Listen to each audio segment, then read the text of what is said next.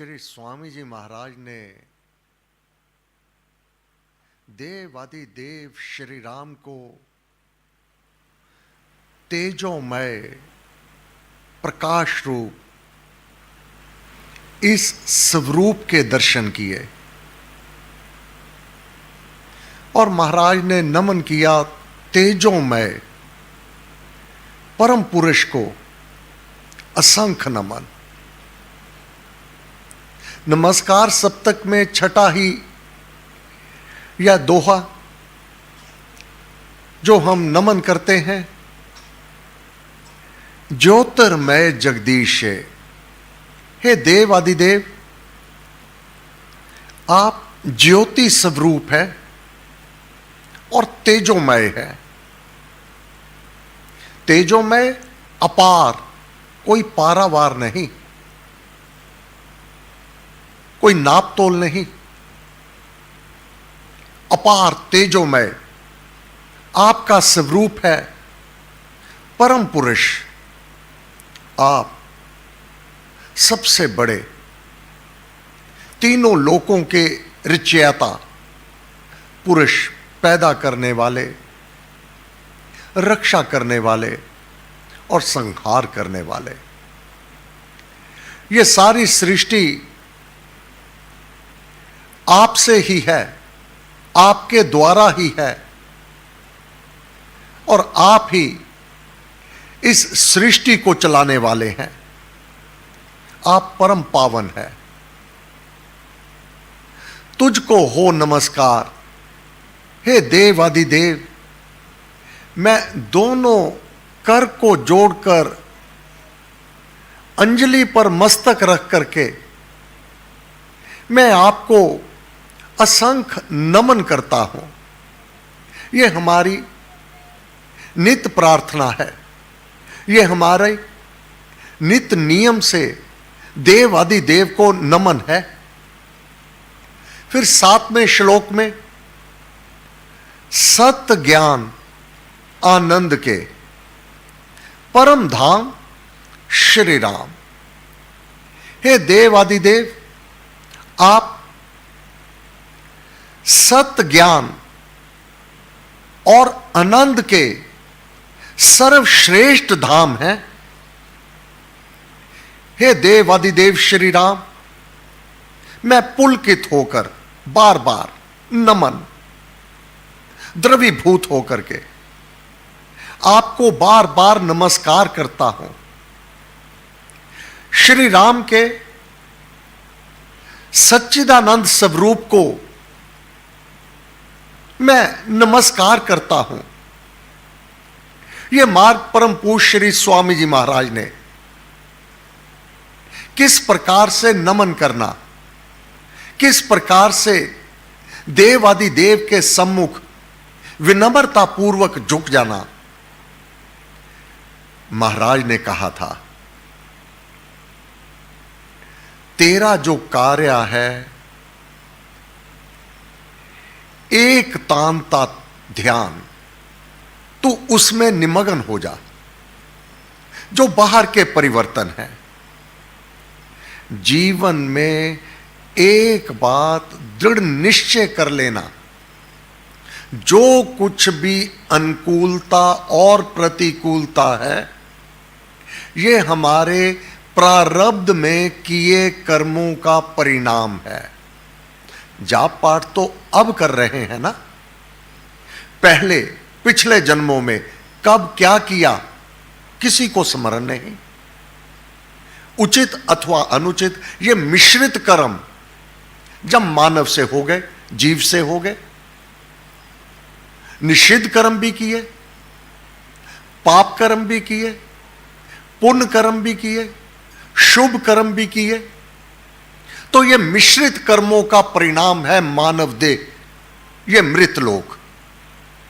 अगर अकेले बुरे कर्म किए होते, अकेले पाप कर्म किए होते, तो अधोगति को कई जन्म भय कीट पतंगा, पशु पक्षी की जूनी में, कीड़े मकोड़े की चूनी में जो पातक कर्म करने वाले हैं, घोर नरक में जा गिरते हैं। गीता का सिद्धांत है अगर बुरे कर्म किए होते। अगर अकेले अच्छे कर्म किए होते, अकेले शुभ कर्म किए होते, तो सर्व बंधनों से मुक्त होते, तो इधर के इस लोक से ऊपर के लोक देवी देवताओं के लोक में प्रवेश कर जाते। जब मिश्रित कर्म हुए तब यह मानव चोला प्राप्त हुआ। इसमें सुख भी होगा क्योंकि पुण्य कर्म किए हैं, शुभ कर्म किए हैं, परहित परोपकार किया हुआ है, तो उसका परिणाम सुख की अनुभूति, अनुकूलता की अनुभूति यह साधक स्वतः ही प्राप्त कर लेगा। अब दुख, कष्ट, तकलीफ, बाधा, विघ्न यह भी कमाया हुआ है, इसमें किसी का दोष नहीं होता। अपने ही किए कर्म, इसमें स्केयर ऑफ तो होता ही नहीं कि 5 शुभ कर्म किए थे, 2 विपरीत कर्म किए थे, अब केवल 3 मेरे को शुभ का फल मिल जावे, विपरीत कर्म का फल ना मिले। नहीं होता ऐसा। अगर 5 शुभ कर्म किए हैं और 2 विपरीत पाप कर्म किए हैं, दोनों का फल अलग अलग से, पुण्य कर्म, शुभ कर्म, जाप पाठ, सेवा, परहित परोपकार का फल सुख की और सुख का संग करवा देगा। जो विपरीत कर्म किए हैं वह अपना कटुतर फल उस मानव को अवश्य चखने को देगा जो उसके मन को नहीं भाने वाला। इसमें महाराज ने कहा किसी का दोष नहीं होता। जीवन में इस सत्य ज्ञान को सदैव स्मरण रखना। महाराज ने कहा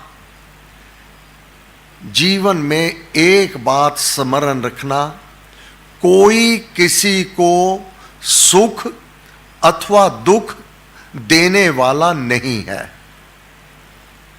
सब अपने किए हुए कर्मों का फल पाते हैं।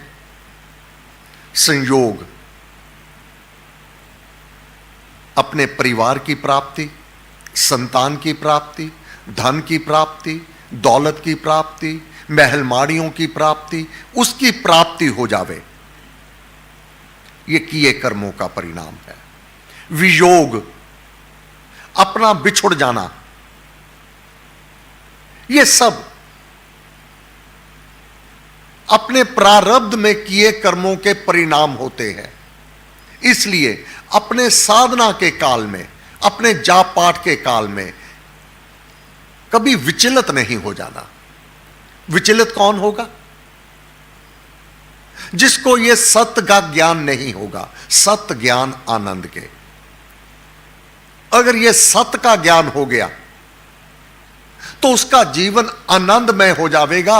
उस आनंदमय, उस सत्य ज्ञान से परिपूर्ण परम पिता परमात्मा में लौ लगी रहेगी। अन्यथा अज्ञानता के कारण, हे भगवान तूने मेरे साथ ये क्या कर दिया। भगवान को कौन सी दुश्मनी है हमारे साथ? जो हमारे साथ वह बुरा करेगा, कोई वियोग होगा, कोई दुख हो जाएगा, कोई कष्ट हो जाएगा, वह तो मंगल का मूल है। उसके पास तो मंगल ही है, उसके पास तो शुभ ही है, उसके पास अशुभ और अमंगल है ही नहीं। अशुभ और अमंगल ये तेरे कर्मों के कारण है, उसके पास नहीं है। तू स्वयं कमाता है। इसलिए इस सत्य के ज्ञान को प्राप्त करके उस सत्य ज्ञानमय परम पिता परमात्मा में लीनता लाभ कर लेता है। मानव कदापि पथभ्रष्ट नहीं होता। इसी प्रकार जो किए कर्मों का परिणाम है संयोग, वियोग और जीवन में भले लोगों का मिलना, यह तेरे पुण्य कर्म का परिणाम है।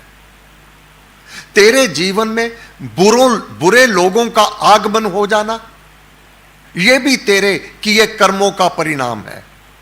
फिर शत्रु और मित्र, यह भी तूने खुद कमाया हुआ है।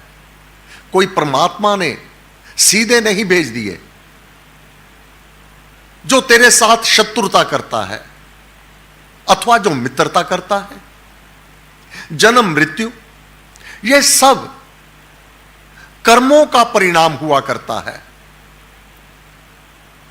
अपार धरती का स्वामी हो जाना अथवा कंगाल हो जाना, यह सब जो परिवार मिला। अब परिवार भी आप देखेंगे, बहुतों को बड़ा सुखद परिवार मिलता है।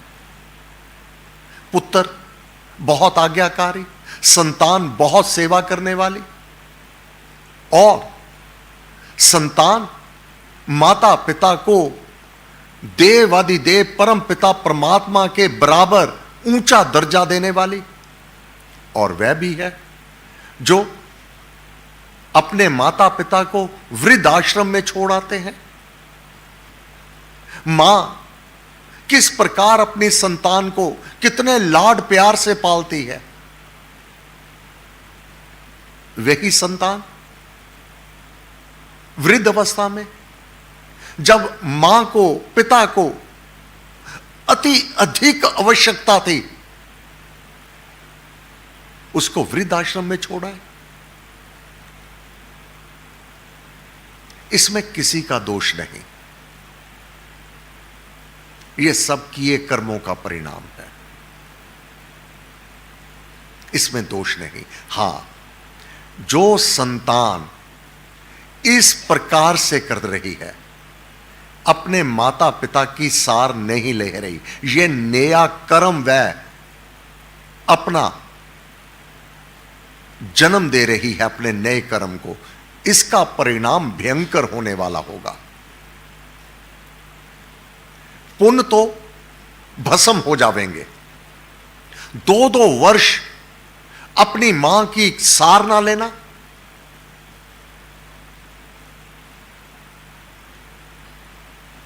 कहो कैसे निस्तारा होगा। महाराज ने कहा, यह सबका मूल अज्ञान है, जिसे मोह भी कहा। मोह में ही अज्ञान है। मोह क्या? मेरी बीवी, मेरे बच्चे, मेरी धन दौलत, मेरी पदवी पदार्थ, इसमें निमग्न हो जाना, अपने कर्तव्य से बेमुख हो जाना। यह संसार एक स्वप्न के समान है, यह ध्यान रखना। यह स्वप्न के समान है। स्वप्न में क्या होता है? बहुत कोई साधारण व्यक्ति भी राजा बन जाता है, राज सिंहासन पर विराजमान हो जाता है, अपार धन दौलत हो जाती है उसके पास। नींद खुलते ही ना राजपाट है, ना धन दौलत है, सिर्फ यह स्वप्न भ्रम। इसी प्रकार राजा भिखारी हो जावे, भिखारी राजा हो जावे, बस यही जीवन है, स्वप्न है। ये सब यात्री हैं यहां के। आज एक चला जावेगा, कल दूसरा चला जावेगा। तब महाराज ने कहा, हे प्यारे, तू अपने आप को देवादि देव की कृपा के साथ जोड़ दे। भुवन करता भगवान, जो भुवन करता, इस संसार को चलाने वाला, वह विधाता, तू उसका पूजन कर ले। मेरे प्यारे पूज ले चरण कमल जगदीश। इस ज्ञान को प्राप्त करके जो तेरा शुभ कर्म, तेरी शुभ की पूंजी है, तू वह एकत्रित कर ले, अपने मन को समझा ले। हे मेरे प्यारे मन, मेरे प्यारे पूज ले चरण कमल जगदीश। भुवन करता भगवान जो है ऋषियों का ईश, ऋषि त्रैकालदर्शी, उनका भी वह भगवान है, उसके पूजन ध्यान से अपने आप को संबोधन, अपने मन को संबोधन, ये गुरु महाराज की पद्धति। हे मेरे प्यारे मन, उसके पूजन ध्यान से तेरा हो कल्याण, अपना कल्याण, इसीलिए यह जन्म प्राप्त हुआ है मानव देह। उसके पूजन ध्यान से तेरा हो कल्याण, तेरा वह आधार है, तेरा आधार ना धन दौलत है, ना रुपया पैसा है, ना पदवी पदार्थ है, ना कोई अपने सगे संबंधी है। तेरे प्राण टिके हुए हैं तो उसकी कृपा पर टिके हुए हैं, उसकी मेहर पर टिके हुए हैं। तेरा आधार वही देवादिदेव श्री राम है, तेरा वह आधार है, तेरा जीवन प्राण वही तेरा जीवन है, वही तेरे प्राण है। हे देवादिदेव, हम सब तेरी चरण शरण में हैं। हम अज्ञानवश भ्रम में, भूल में भटक जाते हैं, परंतु आपने कृपा की। पूरन गुरु परम पूज्य श्री स्वामी जी महाराज, पूरन गुरु परम पूज्य श्री प्रेम जी महाराज की चरण शरण हमें प्रदान करवा दी और गुरुदेव ने हमें यथार्थता का ज्ञान दिया। हे गुरुदेव, आपको बार बार नमस्कार नमस्कार नमस्कार। हे देवादिदेव श्री राम, आपको बार बार नमस्कार नमस्कार नमस्कार। आज संक्रांति का पुण्य पर्व है। हे देवादिदेव, ये संक्रांति हम सबके लिए मंगलकारी हो, कल्याणकारी हो, सुख और शांति की वृद्धि करने वाली हो। सब शक्ति मते परमात्मने श्री रामाय नमः। सर्वशक्ति मते परमात्मने श्री रामाय नमः। सर्वशक्ति मते परमात्मने श्री रामाय नमः। सर्वशक्ति मते परमात्मने श्री रामाय नमः। सर्वशक्ति मते परमात्मने श्री रामाय नमः। सर्वशक्ति मते परमात्मने श्री रामाय नमः। सर्वशक्ति मते परमात्मने श्री रामाय नमः। सर्वशक्ति मते परमात्मने श्री रामाय नमः। सर्वशक्ति मते परमात्मने श्री रामाय नमः। सर्वशक्ति मते परमात्मने श्री रामाय नमः।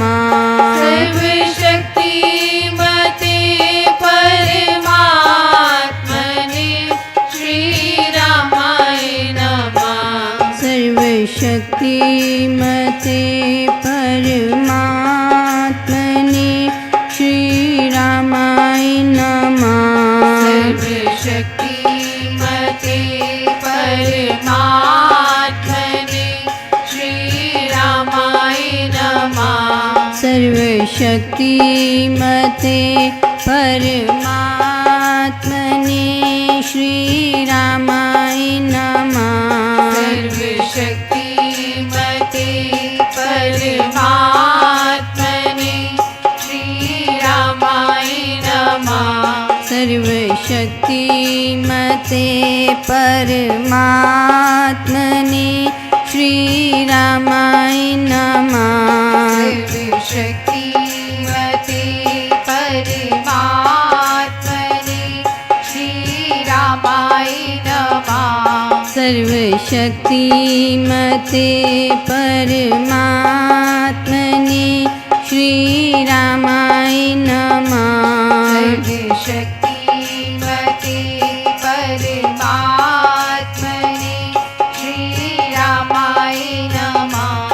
सर्वशक्तिमते परमात्मने श्रीरामाय